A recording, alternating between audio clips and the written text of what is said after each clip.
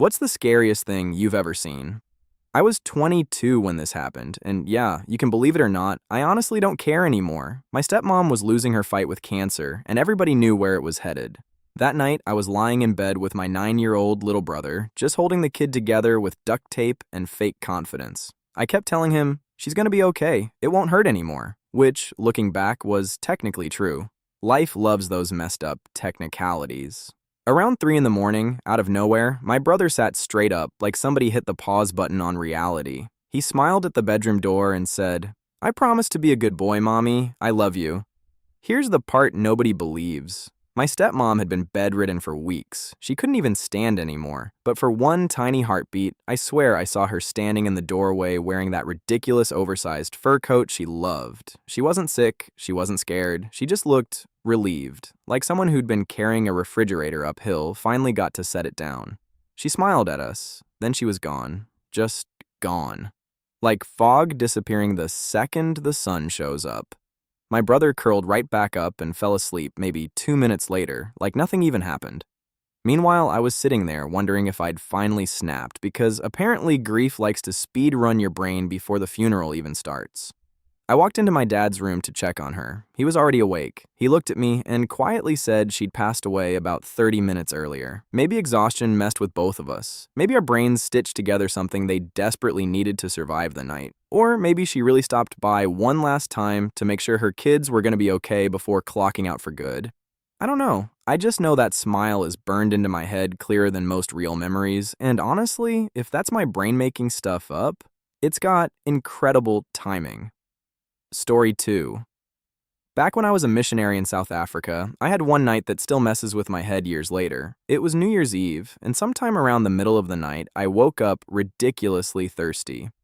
You know that dry mouth feeling where you drink water out of a garden hose if it was nearby? Yeah, that. So I wandered half asleep into the kitchen, grabbed a glass of water, and stood there in the dark, trying to remember what year it was. Then I turned around. The front door was standing wide open. Not cracked, not unlocked. Wide, freaking, open. Outside was just this endless black sky full of stars, crickets chirping, dead quiet otherwise. It looked like somebody had opened the world's creepiest welcome mat. My half-asleep brain went, huh, that's weird. Then I walked over, shut the door, shrugged, and went back to bed like the absolute NPC I apparently was. Seriously, if survival instincts were a video game stat, mine had disconnected from the server. The next morning, my missionary companion got up before me. A few minutes later, he called out, asking why the front door was open. I immediately said, "I closed it last night." That's when everything stopped making sense. We started looking around the house. Stuff was missing, drawers had been gone through. We'd been robbed, and then it hit me all at once. When I was standing barefoot in that dark kitchen, calmly sipping water like it was any other night, the people robbing the house were almost certainly still inside, probably hiding somewhere in the darkness while I was 10, maybe 15 feet away. That realization landed like an elevator with the cables cut. My stomach just disappeared. I keep replaying it sometimes, picturing someone silently watching me from the shadows while I was completely clueless, like being a goldfish in a tank that doesn't realize someone's already got the net.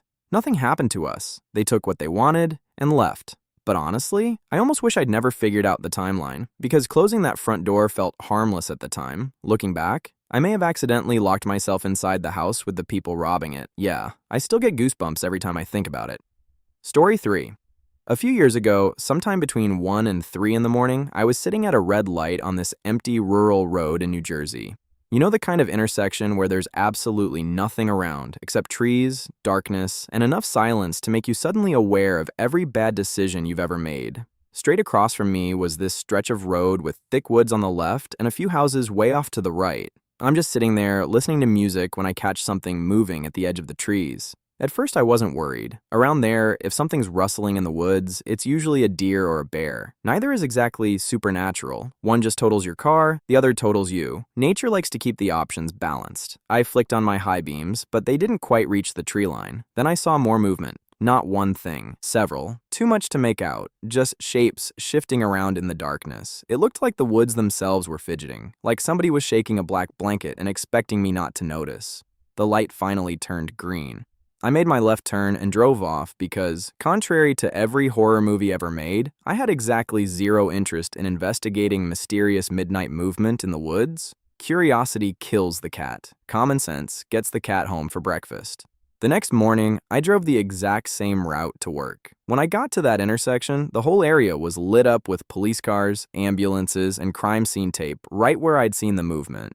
I asked one of my coworkers what happened. He said they'd found dismembered human remains at the edge of those woods early that morning. That answer hit me like a brick through a windshield. To this day, I have no clue what I actually saw. Maybe it really was just a bear wandering around before anyone found the body. Maybe I accidentally drove past while a murderer was still out there. Or maybe my eyes were playing tricks on me and the timing was just unbelievably awful. Whatever the truth is, I still don't linger at empty intersections in the middle of nowhere anymore. Some roads feel different after you learn what was hiding just beyond your headlights. Story 4. When I was 16, I skipped school because I had the priorities of a complete idiot. My master plan was simple: fake being sick, wait for my parents to leave, then spend the whole day playing PlayStation while absolutely destroying a couple of Hot Pockets. Peak teenage luxury felt like I had beaten the system. Everything was perfect for maybe 20 minutes. Then I heard footsteps, not outside, inside the house, walking down the hallway toward my room. I figured my parents had forgotten something and come back. My soul immediately packed its bags. I peeked into the hallway. No cars, no voices, nobody. But the footsteps kept coming. At that point, I was too scared to move and too guilty to think straight. There wasn't even anywhere to hide. My room wasn't exactly built with a panic bunker, so I just froze on the floor, controller still in my hands like it was somehow gonna defend me. Yeah, because Sony definitely included ghost protection as a feature. Then my bedroom door exploded open. Not creaked, not slowly swung. It flew open so hard it slammed into the wall. And right after that, the loudest, most blood-curdling scream I've ever heard ripped through the house. Not angry, not playful, not somebody yelling my name, just one long, horrible scream that sounded like pure terror getting dragged through a blender. The kind of sound that hits your chest before your ears. Like every horror movie you've ever watched suddenly decided to collect royalties all at once. I couldn't move. I just sat there, staring at the doorway, convinced if I even blinked, I'd see whatever made that noise standing there. I stayed frozen in that room for what felt like forever, probably 30 minutes, maybe longer. Time gets real weird when your brain is busy writing your obituary.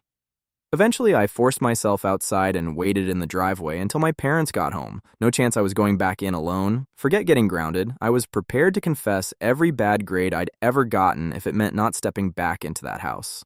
I told my friends later, and they laughed it off, said I was making it up or recycling some creepy internet story. Fine, believe whatever makes you sleep better. Me? I learned 2 things that day. Skipping school isn't worth it. And if a house ever screams at you, maybe don't stick around waiting for the sequel. Story 5. When I was a teenager, I always kept the remote for my stereo on the little edge of my bed frame. Same spot every night, muscle memory. I could grab it half asleep without even opening my eyes. Then one night, around midnight, I woke up to this loud burst of static. Not music, not a radio station, just pure white noise. At first, I figured I'd rolled over onto the remote or something, except the static kept getting louder. I looked at the stereo across the room, and I could actually see the volume numbers climbing by themselves. 15, 16, 17, just ticking higher and higher like somebody invisible was leaning on the button. The room was pitch black except for those stupid glowing numbers. It felt like watching a shark fin getting closer. Every click made the static louder, until it sounded like my TV was trying to scream through a mouthful of broken glass. I reached over to grab the remote.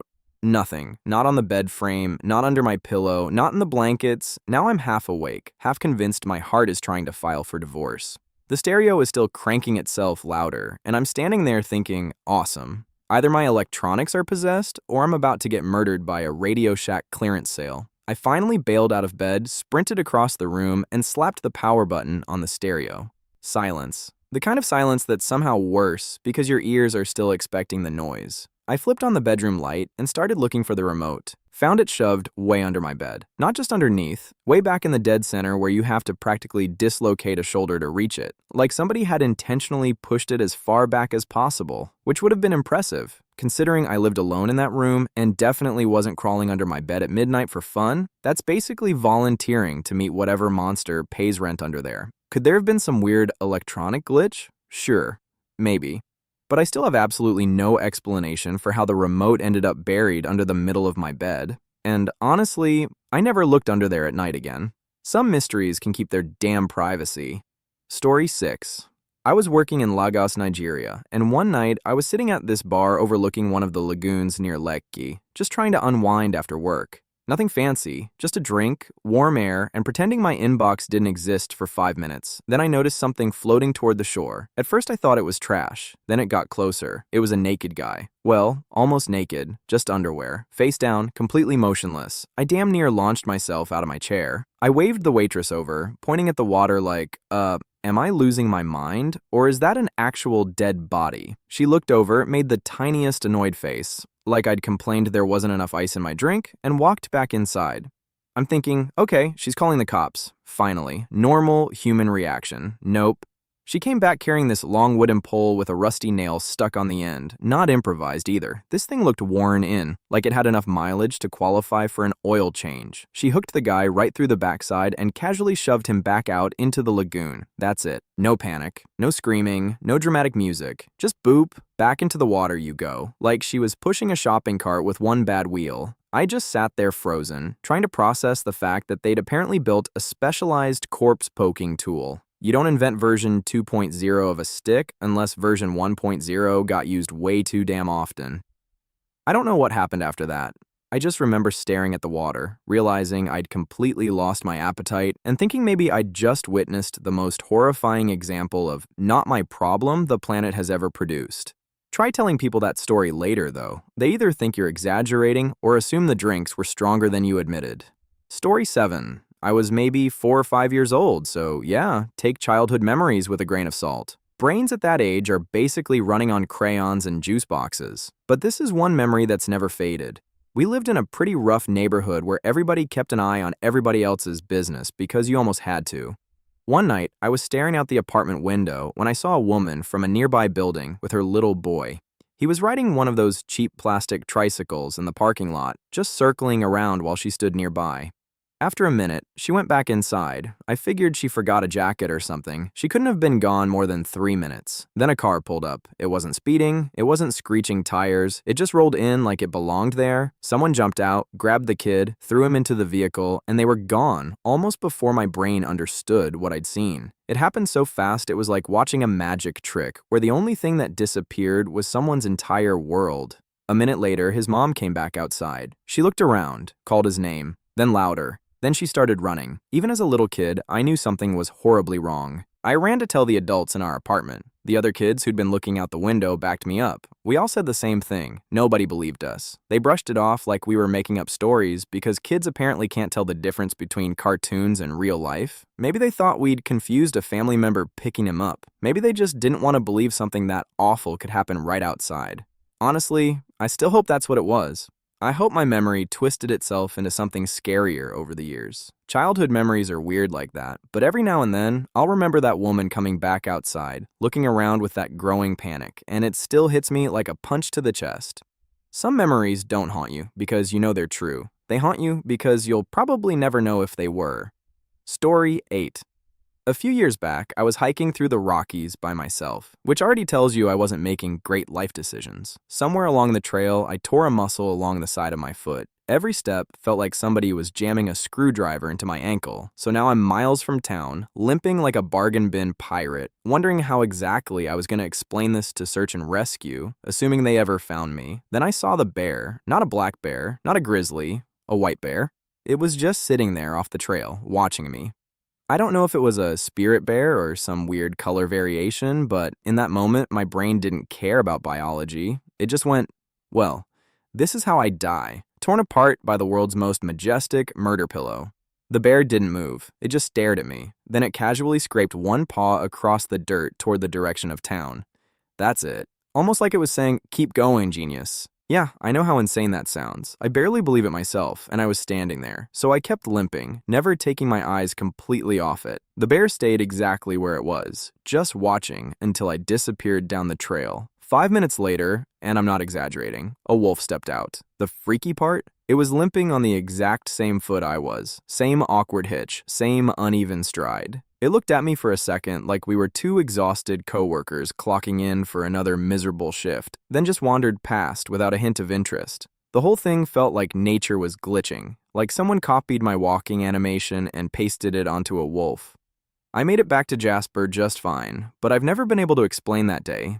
Maybe the bear was just being a bear. Maybe the wolf had the same injury by pure coincidence. Or maybe I looked so pathetic that every predator in the Rockies collectively decided, nah, that one's already having a rough enough day. Honestly, that's the explanation I choose. It's somehow less terrifying than the alternatives. Story 9. I don't actually remember this because I was still a baby, but my mom swears on everything it's real. My dad backs her up, a couple of their friends do too, and it's somehow become that one creepy story their friend group keeps dragging out decades later. When I was born, my parents lived in this little old house in Scotland. Nothing fancy, just the kind of place that looked perfectly normal during the day and suddenly had way too many shadows after sunset. Apparently this happened all the time. I'd be sitting on the floor playing with whatever babies play with, probably trying to eat a wooden block or committing crimes against a stuffed animal. The family dog would be lying nearby, completely relaxed. Then, without any warning, I'd stop. The dog would stop at the exact same second. Both of us would slowly turn and stare toward the staircase. Not just glance, stare, like we were both watching something move up or down the stairs. The creepy part wasn't that I did it. Babies lock onto random stuff all the time. It was the dog. Dogs don't usually coordinate dramatic staring contests with toddlers just for laughs. Unless that dog secretly had a theater degree, something was definitely getting both of our attention. My parents said it happened often enough that they eventually quit trying to figure it out. Their friends saw it too. They'd be hanging out, talking, then suddenly notice me and the dog both tracking something with our eyes. Like we were watching an invisible person casually using the staircase. Nobody ever saw whatever we were supposedly looking at. Just us. Honestly, that's almost creepier. It's like watching two people at a tennis match while the ball itself is invisible. You know something's moving because their eyes never leave it, but you can't see the thing they're following. I wish I remembered it. Instead, all I've got is secondhand stories from people who swear they aren't exaggerating. The dog's been gone for over 30 years, and unfortunately, he never left behind a witness statement. So whatever we were both staring at in that old house, I guess it'll stay one of those questions that never gets answered. Story 10. I was like 15, just chilling on my buddy's trampoline with a few friends on one of those perfect summer nights, staring at the stars because apparently we couldn't afford hobbies. Then all of us just went, "What the hell?" A whole little cluster of stars swapped places at the exact same time, dragging these faint streaks behind them like somebody grabbed the night sky and shuffled the icons. We all saw it, but try explaining that without sounding like you licked a power outlet. Nobody believed us, obviously. I guess reality just decided to do a quick software update while we were watching. If you enjoyed these stories, don't forget to subscribe. We've got plenty more coming.